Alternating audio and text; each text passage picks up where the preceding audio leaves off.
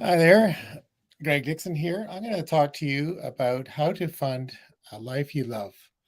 And I'm going to start by saying the life you love may be already with you, you just are not seeing it.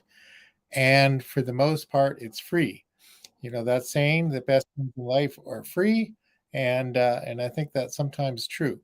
So, um, years ago, in 2008, there was a French Canadian filmmaker who made a movie called The Necessities of Life. And basically, it told the story of in the 1950s of uh, an Inuit person family living up in Baffin Island.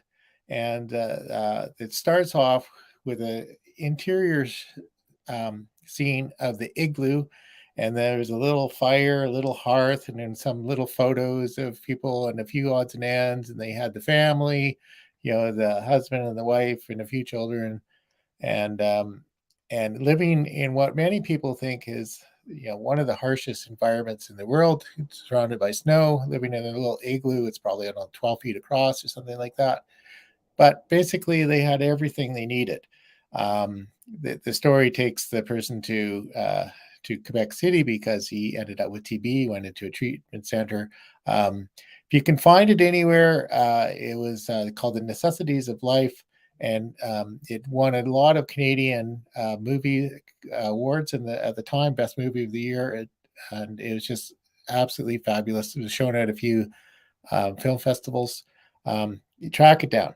So here I'm living in a town called Merritt in British Columbia, and um, it's in the summer. It's really nice, and really a lot of the things that I need and people need are here available in this town, um, and they're free, really. So. Last night, my brother and I went and watched a really good band called Atlas. It was in the Spirit Square downtown, and that was free. Tonight, there's going to be an outdoor, the same band, and so, but every Thursday there's another band that plays at a very nice park here within walking distance. You know, you can drag out put a lawn chair there and just enjoy it, and it's all free. Um, every town at this time of year, every town has music and art events. There's in West Vancouver coming up soon. There's the Harmony Arts Festival, and it has for about 10 days almost nonstop bands starting in the afternoon and going to a showcase. Um, they have art on display. There's things that you could buy, but you don't have to buy anything. You can pack a lunch. You can hang out there. You can go sit on the rocks and watch the sunset overlooking the Pacific Ocean. Look over to Stanley Park. It's one of the most beautiful places in the world. And I think wherever you are, there are probably those things that are absolutely beautiful that you can go out and appreciate, and they don't cost you anything. So the theme of this was, you know, how to fund your life. And I'm saying that you probably, depending on what you want, you really don't need much.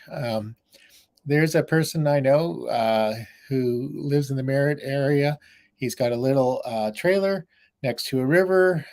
He likes to go fishing. He likes to go hunting. He knows there are tons of things to gather in the forest if you know what you're looking for. And he needs almost nothing to live a really good life. So then you may not be, that may not be your thing. So what else do you need really?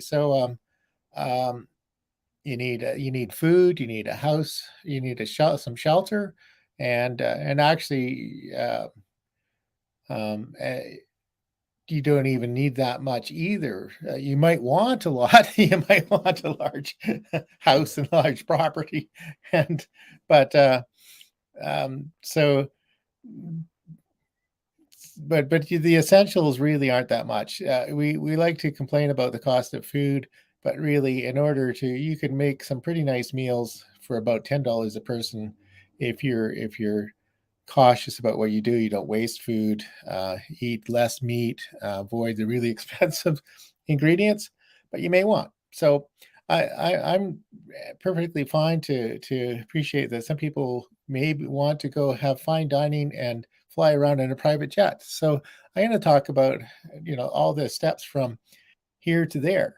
And I think been binge watching Abraham Hicks, and basically what she says is you're born into this world of absolute abundance and creativity, and everything you ever want is possible. But the trick is to appreciate what you have. So if you appreciate the little things that you have now and just love that, then the other things will come easier. So that's part of what I'm going to talk about today. So then the next step up for me, at one time I found myself without a home, and I had my car, I had my guitar, I had a little stove and a sleeping bag, and I think I probably have a tent, but and video equipment. I like to do video and photography. To load it up in the car, and my car was a little small. If it was a little bit bigger and I could have slept in it better, it would have been easier. But that's really all I needed to go. I went to visit some friends and family, and I could have traveled indefinitely for the cost of gas, more or less.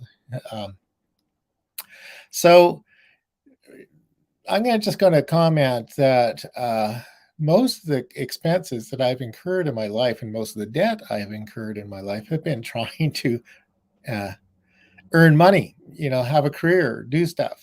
I've invested tons of money in training and tools in order to be better equipped, and some of them have provided short-term income, and some of them have had long-term expenses and traded off for short-term income.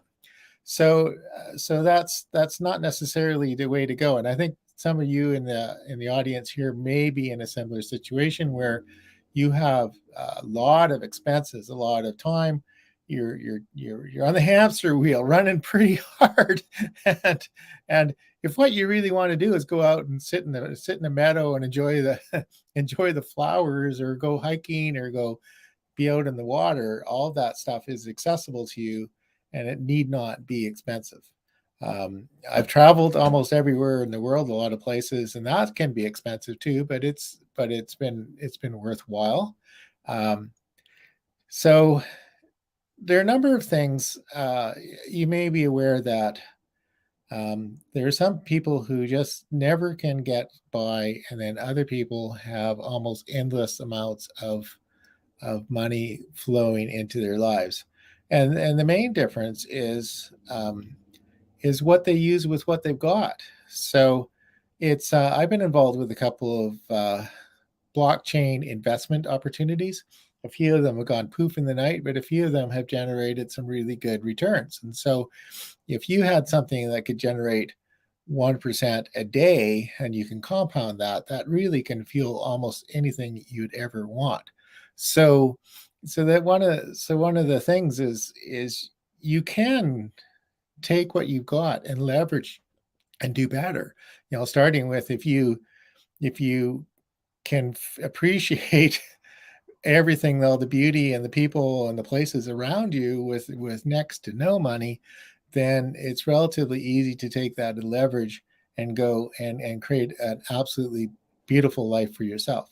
So I guess the first thing is what does that life look like for you? So are you traveling?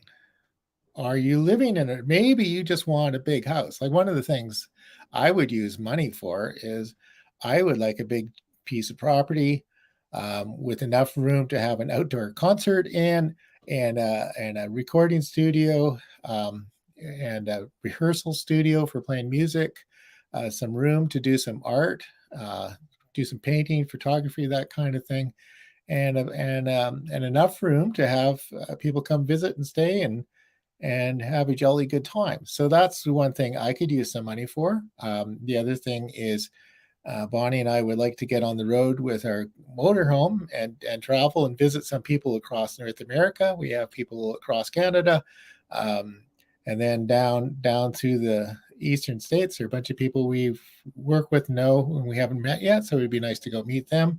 So what do we need for that?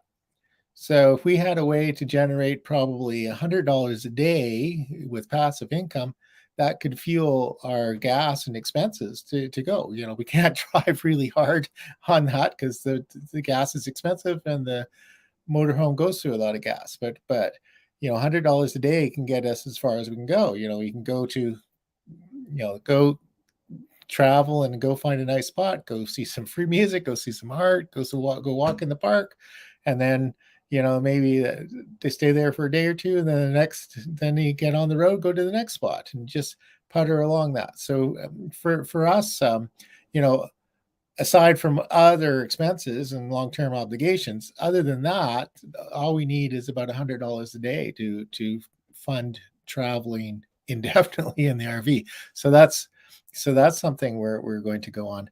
So anyway, so what do you love? What do you want? What do you really need? If you strip away the things that you want from the things that would really make you happy, you might find out that your perfect life, the life you love, is much more achievable than you first thought.